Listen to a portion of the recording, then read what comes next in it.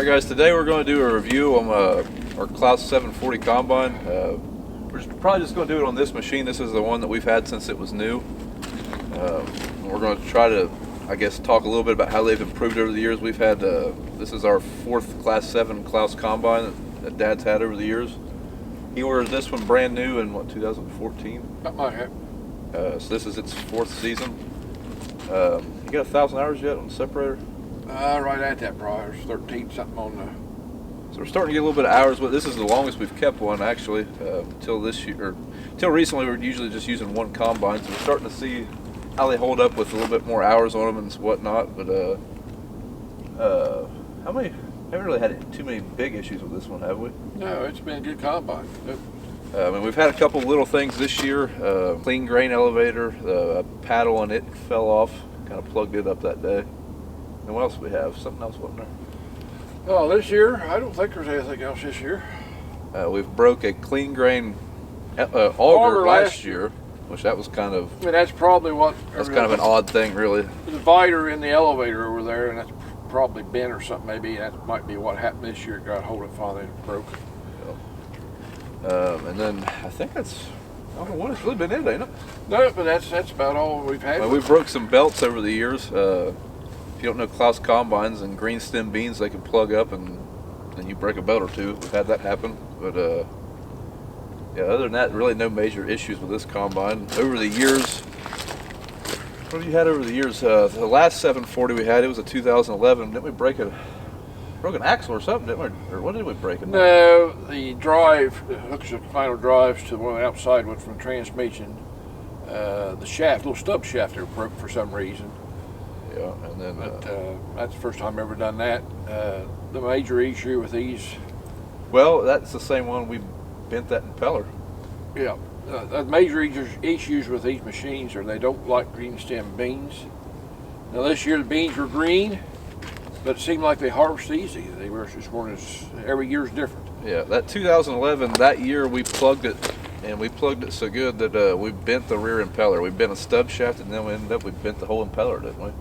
Yeah, usually the stub shaft bends, what they say. We're overachievers.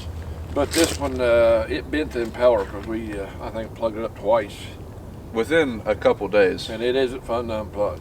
No, the only way, when that rear impeller breaks, I guess if you're not familiar with how a Claas is set up, I do have a video called How a Claas Combine Works. Check that out. But the rear impeller is the last cross impeller that shoots chaff into the rotors. And when that breaks, or when that plugs, the only way to unplug that is to get in the grain tank, take off this little access door where you have very close tolerances. You have to pull it out little by little, hacksaw it with a hacksaw for a little while, and pull some more out. It's not a fun experience.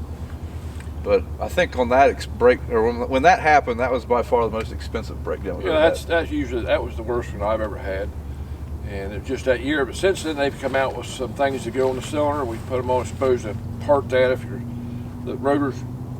The Claas has got two rotors in behind the cylinder where the straw walkers are on a conventional machine, and it's got to part that to get it in each rotor. And they put some V's on the cylinder that helps do that, and I think that's helped. And we've also put a serrated knife kit on the rear impeller, and I think that's helped. That's supposed to kind of cut that material up a little better. So what the problem was, the material would gather up in between the two rotors and eventually plug it up. Isn't that how it was usually? Yeah. And there's some aftermarket things out. Sunnybrook cylinders, and the name of the company, I think Sunnybrook. It's a cylinder, and there's also that rear impeller. It's supposed to be a lot heavier, and I've heard some good things about it, and I've heard some bad things, so I really don't know what's like. Yeah, but that's kind of the issues we had. The 570s we had. The second one we never had one bit of issues with ever. I don't think he ever plugged it. I don't think anything ever broke on it, other than an oil filter blew off of it, and that was a Wix oil filter. That wasn't the combine's fault.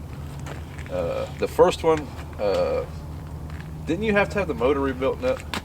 No. I thought they came over here and had to pull the motor out of it or something. Oh, no, that was the neighbors. No, Monty was over here with that crane doing something. No, the rear, what happened on the first ones, they had some bearing issues in the rear of the belt housing back there. And I think there's a couple around the neighbors had the same thing, that bearing would fail. And you had to pull the barrel housing off the back of the combine where the hydro and everything hooks on.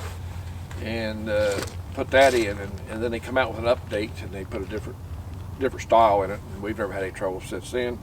The other trouble I'd had up there there was a plug that goes into the diagnostic plug for the hydros, and that little thing got an O-ring on it, and I've had it work loose twice, and that's kind of a mess because it just sprays oil everywhere. Is that this I've never had it on this one. I don't think it's the same design.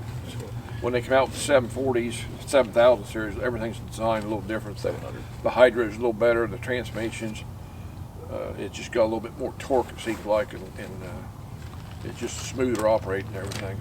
Yep, that's kind of our past experiences with Claas, but on this particular, this is a 2015 model. In 2014, they came out with an upgraded, on the Class 7s anyways, an upgraded cooling system, and they also went to the C13 motor. The other 740 we had was a 2011. It had the C9 engine and the older style cooling system, and in our opinion, this machine would be worth, it's worth the extra money. Yeah, it's a lot more machine with that C13. It's got a lot more power, and that's what it takes in these machines, just power. Yeah. As far as how this would differ from a Class 8, the 750, I think the only real difference is more horsepower. They are both the same capacity. The only change capacity-wise is when you get to the Class 9 and I assume Class 10. The Class 9 is a wide body, they call it. It's a little wider than this machine. I don't know, 6 to 8 inches wider all the way through, and everything's a little heavier.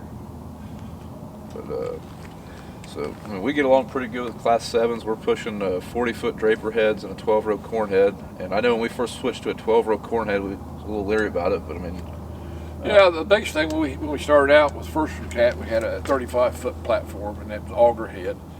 And when we went to draper, we decided to get a 40, and I was kind of leery about getting a 40. I didn't think it would handle it, but there's just no comparison compared to the draper over the auger head. uses less power. It just less power, and feeds much more even. But this machine handles a 40-foot fine. I've heard of people running 740s with 45s.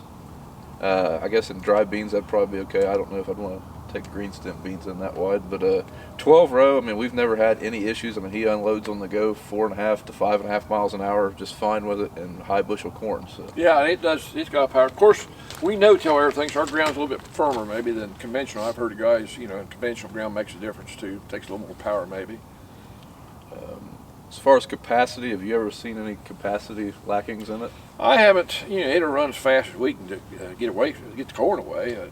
I don't know what I've heard the guys running. I've done 4,500 bushel an hour. I've seen that on the monitor. That's theoretical on the monitor. But average for us probably, I would say high threes, average, maybe mid threes. That's a lot of corn. Just getting rid of it. That's kind of our problem, is logistically trying to get rid of that much corn. But I know that our neighbor has a Class 9, and I don't know how many bushels an hour he can do, but it's quite a bit, I would imagine. He runs just as fast as we do, or faster, and he keeps 2 grain carts humming pretty good. So. Yeah. The other thing is on these machines, the quality of grain. I think we don't really fine tune it like maybe we should, because we go back for corn, beans. But if you run crop, you could do some little things to get a little better sample. We get a lot of fine stuff in it. That's one thing about these. They are an aggressive machine that have a tendency to crack corn. But I think any conventional rotor or with cylinder in it will do that. But that's kind of the advantage of the rotors, I think, a little better quality sample. As far as weeds, eat anything. I know the John Deere rotors that we had, it didn't like tough wheat and things like that, grass, but we should say that our last John Deere combine was a 9660, so it's been a while since we've drove anything other than Claas combines. But got a nice cab on it. It's a good. It's pretty user friendly. After you get onto it, the CBUS looks kind of hard at first when we first got it, but everything's right there at your fingertips. You can adjust about everything on the combine from right there, and you can see all the speeds of the shaft, which is nice. You can see what everything's running RPM wise. It tells you fuel consumption and the power. I will say this: until last year, I was mostly just running the grain bins, dumping trucks. I really didn't spend a whole lot of time in the combine. Usually, when I was in the combine, he'd already had it set. Well, last year I bought a 740, and that was the first year where I was really happening to be the operator, not just a guy sitting in the seat. And my first couple weeks with it, there was a lot of stuff to take in, and I'm still learning. I'm not saying I'm any kind of expert by any means, but as far as the CBUS, it's just like anything. You get used to it. Now I mean, it's very user-friendly now, but like I say, it did take a little while to get used to. This combine in particular, it has about every option you could get for it from that year, minus telematics and CMOS. CMOS is an option they offer where the combine is automatically adjusting itself throughout the day to, I assume, to operate at optimal condition or optimal efficiency. And to me, that is something that would probably be worth it, because there is a lot of stuff you can adjust on this. You got to think, I mean, outside of running or adjusting your sieves, your air, and all that stuff, you are also adjusting rotors and a cylinder. So I mean, there's just a couple other things that can adjust, and when you adjust one thing, it's going to have an effect on another thing. So it would be a little bit easier, I think, if you had the CMOS system, but we don't have that, so I can't really give. No, this has what's called cruise control on it, which is nice. And my combine does not. But his doesn't. Another thing I use it on is soybeans, but it will sense. You can calibrate to sense how much is going through the front, and it senses that load, and it'll speed up or slow down. And that's nice. Beans, wheat, don't use it. Don't use it in corn. But now the newer ones got the. I don't know if that's in with that or it's in with that CMOS, the auto control. That I guess when it gets so much in there, it will shut the feeder house off. Keep you from plugging it up, which I guess that if it works okay, it'd be okay. Yep. Other options this combine has, I mean, it has the luxury cab. I think, didn't they unload auger? Unload auger longer. I thought that was standard on them. Yours is shorter. That's not. Yeah, it is. Yours is shorter unload auger. No, whatever. Yeah. It also has 330 bushel grain tank, which on a 7 is an option. You can get 300 or 330. Standard power folding bin extensions. I think that's standard on all Claas. Yeah. It is 4-wheel drive. Mine's 2-wheel drive. So I mean, to me, we don't really notice much difference. The only reason this one's 4-wheel drive is because they basically resale value. Yeah, mainly. they almost refuse to sell one 2-wheel drive anymore. Now I've used a little bit this year. It helped push you along, keep it up on top, maybe a little better. But I've had a couple places I had to use it. So yeah, the only place I've really struggled in 2-wheel drive is on hillsides, sliding or trying to go up a hillside, but overall, I mean, not a whole lot of difference really from a normal year. It's been pretty wet around here. Every year, last year and I think maybe year before it, we've had PMI done, which is a Preventative maintenance inspection. Preventive maintenance inspection, and I think that's worth the money. After last year, they did it right before wheat harvest. It's kind of late getting it done, but they found a belt or two that was just about ready to break. I hadn't noticed, and some little things. And like this year, I think Brian had his done also. And they found little things, and we got it fixed before they turned into big things. So yeah. I think that was worth the money doing it, and we'll figure on have it done again this year. It's just like anything else. I mean, especially the older the machine gets, the bit more maintenance you put into it, the better the machine will last. I will say this machine is typically cleaner than this time of year, but we are still running beans. We still have 250 acres of double crop beans. So usually this machine is not put away this dirty. No, we try to clean them up before we put them away. Boy, I don't know if it's going to happen this year. We'll try to blow them off every few days. But as far as, I mean, someone asked me what would be the 3 reasons we'd keep it and the 3 reasons we'd go to a different brand.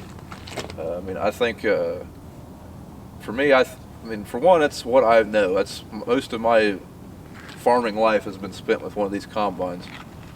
So, I mean, I guess there's a little bit of bias there. I mean, it'd be like, I mean, I'm a Chevy guy. It's kind of like I'm a Claas guy, I guess you'd say. But capacity, I mean, it just goes through corn really well. Wet corn, dry corn, doesn't matter. Yeah, I don't think there's anything out there that'll keep up with corn. And it won't throw it out the back. I think that's kind of their selling point. And fuel economy, it's pretty easy on fuel compared to the rest of them, I think. Yeah, and what would be 3 reasons we'd venture away from them, I guess?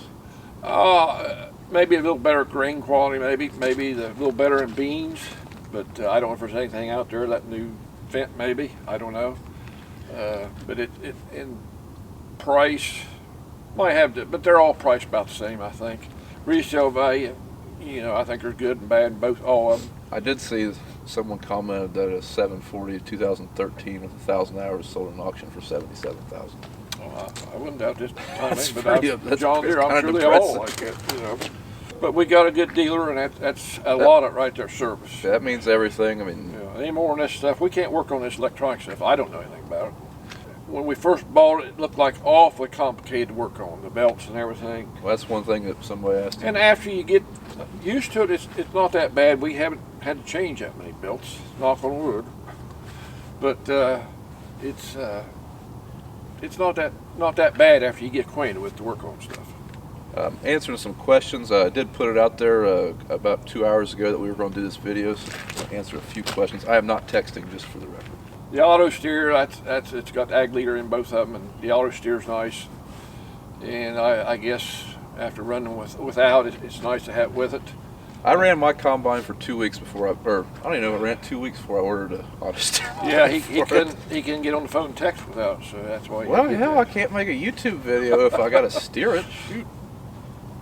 Someone asked, are Claas and Cat the same? No. I mean, I'll try to explain it the best I can, but I'll probably butcher it. But I do know that Big Tractor Power is another YouTube channel. He had a really good video explaining their relationship and where they are now. It's my understanding that Claas had their combines branded Cat for a while to break into the United States market, or North American market. They still do use a Cat motor in all of them but the Class 9, and the Class 9 is Mercedes or something. Mercedes is a big one. But I think that's pretty much the extent of their relationship now. When we first started our 570, the 05 we had, it said Cat right there. And then eventually the next one, it just said Cat in one spot. And then Claas came on the back of them, and now they don't even say Cat anywhere other than on the valve cover of the engine. So they are not the same. It's also a common misconception that Agco and Claas are the same because they're both yellow. This machine's only yellow in North America. If you go overseas, it is Green and red, I guess. green, white, and red. I personally like this color a lot better. But no, they are not the same. How many years have you had your combine? Like I said, this is the 4th year, and we intend on running it for another season at least. And when you get a Lexion, one of the first things you got to have to do anything is this thing wrench right here. That's the golden wrench, and it opens up all the panels on it. And I think it's just more or less for vandalism, things like that. And I got a small one I carry with me all the time, like a keychain. And it's sometimes it's a pain, but a lot of times it's nice. You don't have to worry about somebody trying to get in there and do something, work on it. You don't want it done. Someone asked, how clean is the wheat sample as far as form material and straw quality? I think this machine will clean up as good as any machine. Certain varieties are hard to clean up, and same way this beans, certain varieties of beans. You know, them first beans we done, it had the damage in them. Terrible to clean up. Then we got a different variety, they weren't damaged bad, and they clean right up. So it depends a lot on the variety, especially wheat. You get a lot of white caps in it, some varieties you won't. But there's grates in the front of this awning plate that opens up under the front. That'd be like changing the concaves. There's like 2 sets of concaves. The front beater there, what they call the front beater? The APS. APS. It's thrashes like 30% of the crop right there, I believe it is. It's got grates under that, so we run certain grates in it. And then, like this machine now has got the round bar grate for corn, but it'll run soybeans. So if I can put a different grate in it, we run corn, it'll do a little better on soybeans, getting the pods out. Same with the cylinder, it's got a round bar cylinder in it. And you get their grates, and you can get different grates for under the cylinder, concaves. But we just try to get something run on all the crops because I don't like changing back and forth. As far as change from corn to beans, it doesn't take that much time. Depends on how you do it too. Like we've been known to go about the lazy way and just drop a chopper knives. The biggest thing is on the other side is change 2 bolts out of the cylinder. It's a pain to get in there between the tar and that. This is where tracks would be. Yeah. Really nice. In bolts, and I don't know why all these years they haven't figured out with the different systems changing that from high to low. That is one of my biggest gripes. This combine costs $400,000, $500,000 for a new one now, and you have to still get out and do that. But now they got you take the knives out of the chopper, which help chop the stuff up in beans and wheat stubble. And now I think it's power. It's hydraulic. You can take them out. You just take a bolt out and slide them in and out. Changing the chopper belt, that's the other thing. It's no big deal. Now it's got a lever. You just push, take the tightener off, and you pull the belt off. Is it different on the 5 Series? The first ones didn't have it. You had to. So I don't remember that. You had a tightener you had to loosen. Okay, I do remember that now. I think you are supposed to put different grates in the front of it too, if you really want the best sample possible. Well, APS, yes, you do all that. But we don't usually. Because we just go back and forth maybe change from day to day. Now that we're done with corn, we have switched all that stuff over. His cylinder is in high range. He's got this different grates in. But when we're switching back from corn a lot, he does not. We've put a different sieve, bottom sieve in this year, and I think Brian told it in some of the other videos. That's made a difference. At first, I didn't think it did, but it does. It has made a difference in cleaning the sample. If we really want to fine tune it, we can run a very clean sample. We may not be able to run as fast as we'd like. We may be running more returns, but we can get a pretty clean sample now, cleaner than we've ever been able to do. Next question. How much snow can it take in before plugging the upper sieves compared to Deere case? I don't know. This is the first time we've ever done this. Well, I've run, when we had the old John Deeres, I've run some snow. And, you make a round, get the end, you see corn on the ground, you try to clean it out the best, you make another round. But I run some there, a few weeks ago, had a little bit of snow left in the double crops. It was double crops that had a lot of grass in them, and they still had frost and snow. They were starting to plug it up. I did a couple rounds. I quit because it was starting to plug it up. Had a lot of frost in it too. It plugs it up. You just gotta get in there, try to get it out, thawed out, or drag it out with a rake or something, brush it out. Why didn't we go with tracks on this one? $40,000 to $50,000, main thing. Yeah, But, money.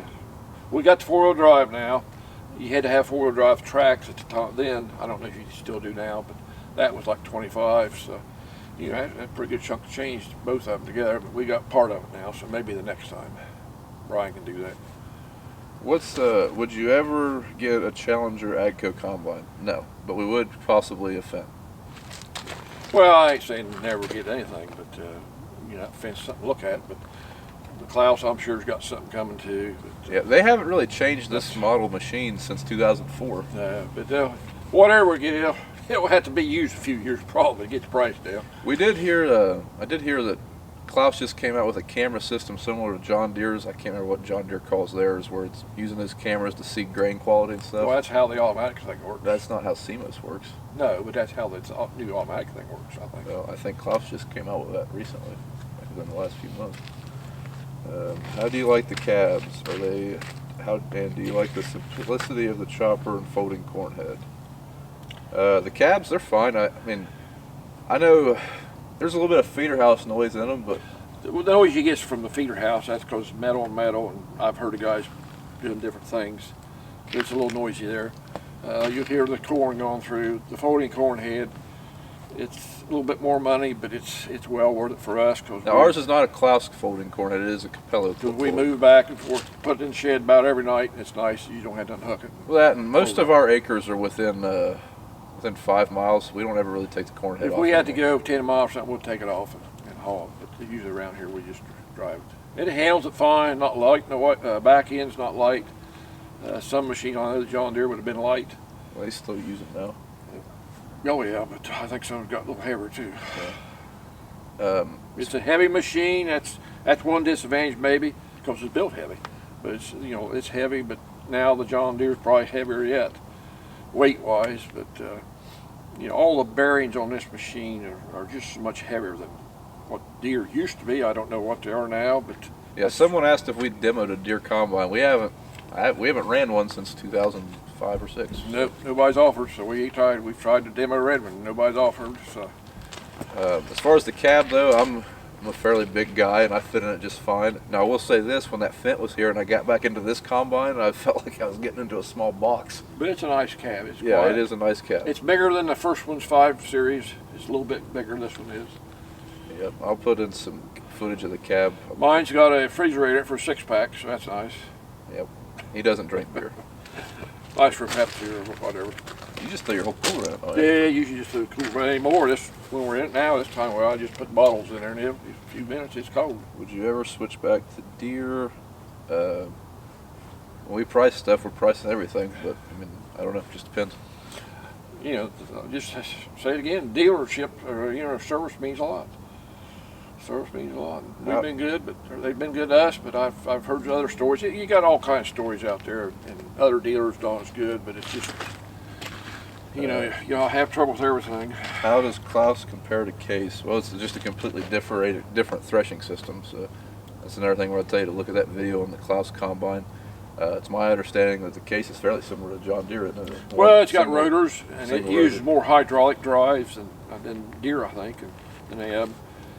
Which is, I don't know, good or bad. Got a lot of hydraulic lines, do know that, but if you look at it, it looks kind of complicated, all that hydraulic stuff. But you know, if you want to side this up, Yeah. it's dirty. Need to blow it off now, but it looks complicated. It is. The one belt, the main belt back there, it's got like a 5 or 6 strand belt. That's probably the hardest one to get on and off. I think last year they had put one on yours, Brian, was it? The idler, one of the idler pulleys bearings went out Brian's last year, and the belt broke, and it just wiped out several belts there. Oh, yeah, that's right. That little idler right up Top one up there, I right think. there, if you can see that. That broke. The machine almost caught on fire, but going back to dealer support, that machine or that belt broke either Thanksgiving night or the night before Thanksgiving, and they had me fixed and going Thanksgiving Day. So, but that's the look at the inside the panel. You can see, I mean, everything's pretty heavy cast, all the pulleys and everything. Like I say, it looks a lot harder than it is to change a belt. I mean, most of them just have a tensioner you loosen, and they're fairly easy to get on and off. This combine does have the MAV chopper. The turbo chopper is an option, and it, I mean, I don't know what John Deere calls theirs, but it's got the hydraulic motors that run the fan blades instead of how this one works. You can independently adjust those for varying widths. Spread width. Dad doesn't think they're worth it. I think they maybe are, but both of ours are MAV choppers. We've got along okay with it. I mean, they do pretty well, but I think the more maintenance, more things to go wrong. This is more simple. That is for sure. On this side of the machine, you got over here your rotor belts, your clean grain, return auger or return elevator. Right here is the cylinder that you have to change the speeds in. You pop this shield off pop off that shield, and you take out 2 bolts. I don't know, sometimes you hit it just right and it don't take long at all to change. What's the longest it's taken us? 5-10 minutes? Oh, I've said choice word. Yeah, I take 5 minutes. Yeah. We use what my son calls working words sometimes when that happens, but overall it's not too bad. It does have a rock trap underneath. It worked real well underneath the feeder house. Yeah, there's a rock trap under there. It has, I think, pretty standard with most combines, a single point hookup for your head. This is the dust system. Dad, you don't really have a good opinion on that. That's one of the worst things. I think they could figure out something better, because what it does, it works fine when it's unplugged, but anything real green stem beans or of course corn, you don't need it, but it'll plug right up. So you got to take that cover off and clean it out. But as long as it's working, it does good. But they need to come up with something better there, I think. Yep. The rotor machines don't have that, usually because the rotors are sucking in. And with this cylinder, you're kind of blowing out toward the front. So that's kind of why, the one big difference of the rotors and machine over a conventional. And it does make a difference. The rotors do suck it in there, and they don't have a dust converter on like this. I forgot one thing that we've had go out on this combine. That bearing, didn't it go out? Yeah, it was the other combine. Yeah, it was this one. Yeah. Yeah, it was this one. 3 years ago. Yep. So we'll climb up on the cab and we'll take a quick look up there, and then we'll wrap this video up. It's a quiet cab. It's, you can hear outside. I'll start it. Hear the motor. You get in, shut the door. It's pretty quiet. I guess my big gripe, this window here, this door opens, and there's a little bit of it's tight enough, no adjustment on it, so yeah. Kind of open that up. One thing I didn't realize, I was talking to my friend at the John Deere dealer. I guess no other combine has a window over here where you can see your returns. I don't know if you can see that down. Can I see it? Yeah, right down there. I'll see. Good seat up. Maybe you can see it. Light down, you can see the returns. Now the older ones, 500s, didn't. Yeah, the old ones just had a door you could open up and look, didn't they? You had to open that door, see it, didn't you? No, it didn't have nothing on it. Okay, that's pretty handy. Like I say, it seems like I run a lot of returns in mine, so at least I can tell if I'm running chaff or if I'm actually running grain through it. But it tells on the Ceebus what your grain loss is. Yours does. Mine doesn't. His doesn't. His tells the tailings. Mine, if you see that line there, there's 2 lines. This one here is chaffed, or this one's chaffed, and that's the tailings. This down here is the loss, the rotor and the sieves. Usually you'll have a little bit, and you can go in and fine tune that if you want a certain percentage. You go on. You can adjust the sensitivity of the sensors. the dryness of the stalks, and sometimes I can see a difference where if it's real dry, you'll get a little false reading on it, I think. Okay, show them like how you would adjust like your cylinders and your speeds and all that stuff. Well, this is a button you can turn. There's your well, that's nothing there. This is the cylinder, and this is the fan. It won't show up unless it's running. But it shows up everything like that. That's the cylinder. How far it's open or closed. It goes from 0 to 50, and over there's your real speed, and then you got your sieves open and closed. Shaffers for you people. And you can adjust them right here with this knob, and it's everything is adjustable in there. It's kind of complicated after you get figured out, but you adjust your head Until you get it figured out. Until you get it figured out, and when you get, then you got to calibrate your head up and down, and that's one other gripe of mine on this. And I don't know why they haven't changed it with a McDonald head. Well, that's just a McDonald's. And you have to calibrate. When you put a different head on, you got to calibrate it up and down, and it senses the weight of that head. Then you can set your presets for your floating cutter bar or how much pressure it takes to raise it. With the McDonald, you got to do that also, but when it goes up, it'll bounce a little bit up. So you got to lock. Design of the McDonald, that's the way that it floats. So you have to lock it going up so it don't float. And then going down, you got to unlock it, and you got to have one guy on each side to do that. And to me, it's dangerous. There's a pulley running. The machine's got to be running on the left side. You got the drive shaft there running. There's a guard on still. And that's the hardest thing. On why they do that, I haven't fixed that. I think the new McDonald's, I think maybe they have finally got something changed on it. Show everybody what the buttons are on the joystick are. Just a quick overview of them.